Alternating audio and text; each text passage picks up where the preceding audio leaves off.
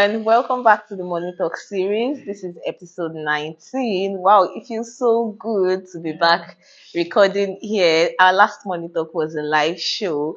How was your holiday? Because mine was fine. How was your holiday, Ore? So very beautiful. Well, I can imagine. You look like it actually. Thank you. And December is such a special time, and January you just come back to work or come back to whatever it is that you're doing, and you just pick up from here. And that is what we'll be looking at on the Money Talk show today. We'll be looking at the year January.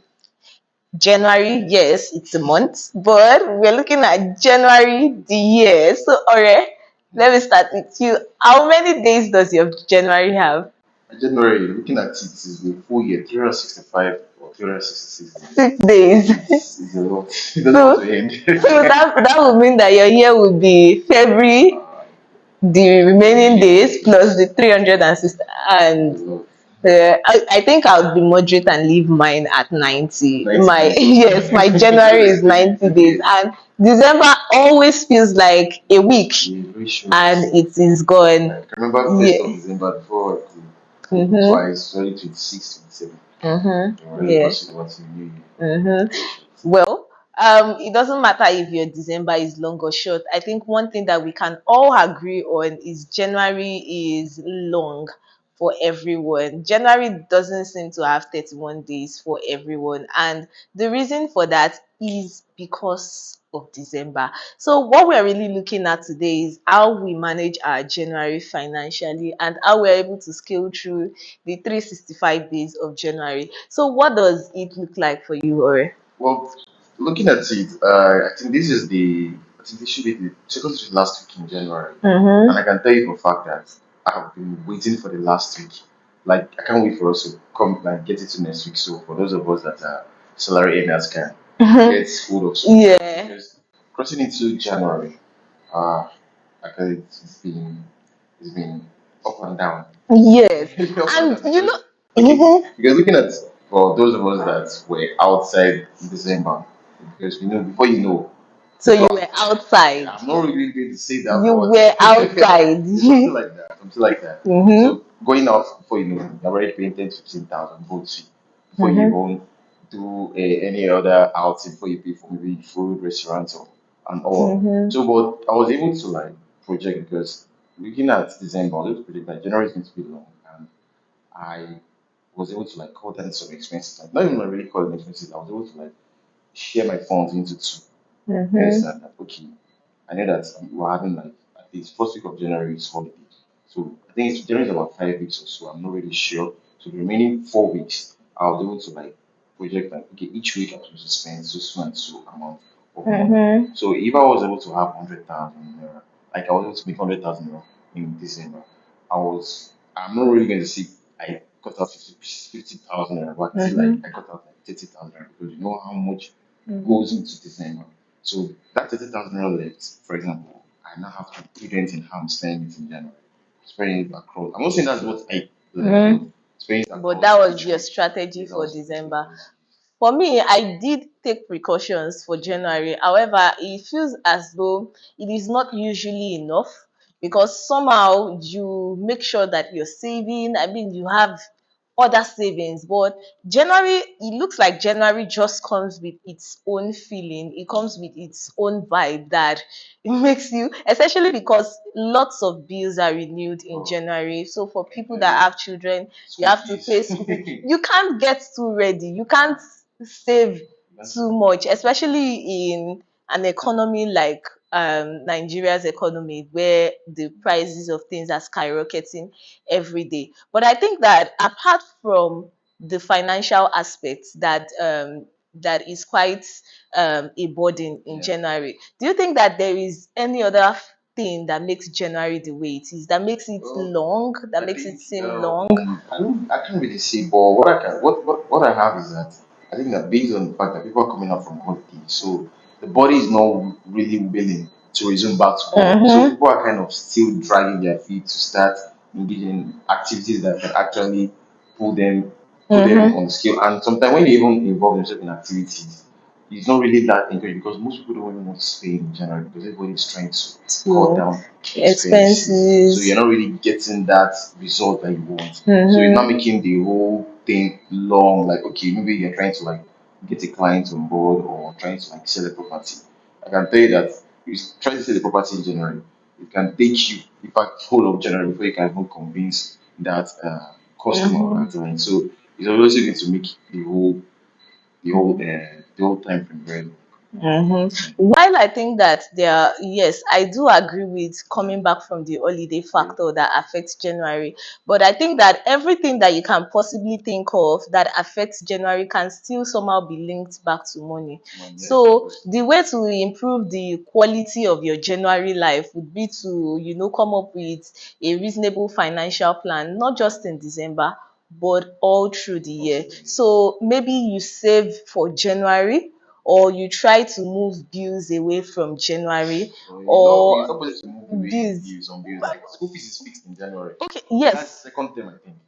Yes, school fees is fixed in January, but house rent is not Yeah, not necessarily necessarily. fixed Yes, in yes. January. So it might be a good idea that the next time you're trying to move to a new place, that you don't move at On the end of December, the year January. or move at the beginning of the year, because even if you've been saving, there's this load of financial pressure that January comes with, and you don't want your house rent to be part of something like that. Another thing that I also think that affects January, which of course is somehow linked to money, is the fact that people are usually reflective in January. So you take time to reflect on all the bad decisions you made last year.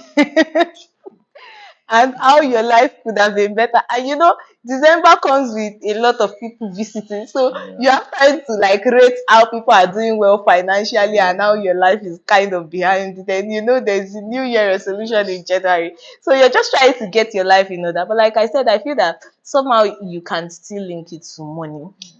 You can still link it to money. However, what I have found out to be an advantage of January is that because you're coming out of the holiday and you might have a renewed zeal to work, you might have new resolutions about how you want to live your life. I think that it is the best time to come up with a financial plan that would help you through the year. Do you understand? Yeah. So it is the best time for you to sit down because you still have 12 months salary to go. So this is or at least you have 12 months to earn, 12 months return on capital from your business. So it is the best time to sit down and go like, okay, this is what I'm projecting that I would earn this year, and this is how much I want to save by the end of the year. This is how much I want to push forward to next year. And you'd be surprised that it is easy to stick to those things that are resolved at the beginning of the year than it is. But I would like to really know what's how you have been able to figure out your January. Well, at the beginning of the year, you just want like everyone to say, New Year resolution. Okay, I can see like I won't really say New Year resolution, but I can see it's something that come up like every year where I dropped out a plan and I dropped out a target. Just like you said, in fact, I dropped out a particular amount I want to make at the end of the year. I don't even actually draft out what I want to save. It's what I want to make because you make more money before you think of saving. So you understand? So I work out, and when I draft out, okay, yes, this is what I want to make, then I now work like, okay, what are the plan? How am I going to make this money? What am I doing currently? Can it give me that money? What do I need to add to what I'm doing currently to give me that money? So if I look at it and I weigh that, okay, what I'm doing currently can actually get me, for example, now, 5 million. What I'm doing currently, can it give me 5 million? If I calculate salary, sometimes I use like salary multiplied by 2, is not adding up to that. So that means I have to work towards it Get and an or get other extra sources source of of income. income. So those are Yeah. the things that I'm like, okay, what are the sources of income and source of income that I need to add? So those are the things that I work on. Like now I can take the fact that okay, I've already drafted all those jobs, all those sources that are actually get me to my target. So those are the things that I've already put in place. That's interesting. Well, guys, it's the fourth week of January. So, for all salary earners, let me officially congratulate you on making it so far. This week is salary week. Right. Yeah, For some, for this week. some, yeah, this week. So, congratulations on not passing out before the year January runs out. Anyway, if you have not sat down to make an informed decision on how you want your financial life or your financial health to look like this year, this is a good time to take a step back and look at your financials from last year, make decisions on what you want your finance to look like this year, and begin to work towards that. But just before we go, there's a little spice that we are adding to this, and it's a game. So, Does it or involve money? no, well, we can consider it. Okay. Anyway, so I'm going to be testing your knowledge on countries. I'm going to the way this game works. It's the country game. You can play this game with your friends. So it's the country game. So I give you a letter at random, and in the next 10 seconds, you have to try and mention as many countries as possible that Okay. starts with that letter. That was scary. So Yeah, yes, okay. So I'm going to call on a letter. Remember this game we used are to you also play? playing this? I call on. Well, yes, of course. I'd like to. I'd like to. So I call on. I call on B. Belarus, Yeah. Bulgaria, Uh-huh. Brazil. Uh-huh. What's this again? Are we? I think, Is Bahamas a country? I don't remember. yeah, I think the 10 seconds are gone. No, I don't think so. 10 seconds. I can't remember anybody. 10 seconds. I Like think there is no way it's not I 10 remember seconds like already. I think I remember like I can't remember Okay. any other one again. Yeah, four. Okay, so let's see if you can beat me at my game. Yes, okay, Okay. so give me a letter. No, there is no country starting with Q. I beg. I bet there is, but Okay, Chad I don't call give on me key. countries starting with key. Country starting with K. Kuwait, One, Kazakhstan. two. What kind of wickedness is this? Kwara. That is two. Okay, what other country? K. Kuwait, Kazakhstan. Hmm. Uh, there is no other There is, country. I think Red Bull is in one country like Kenya. that.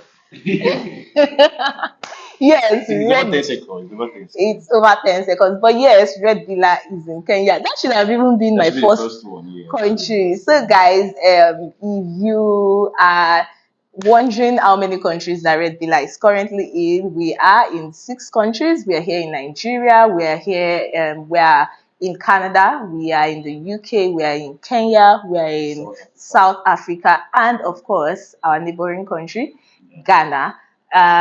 If you're looking to onboard with Red Villa in any of those countries, yes, our services extend to those countries, and all our services are available over the API. So if you need a payment partner, Red Villa is your go-to person for both local and international payments.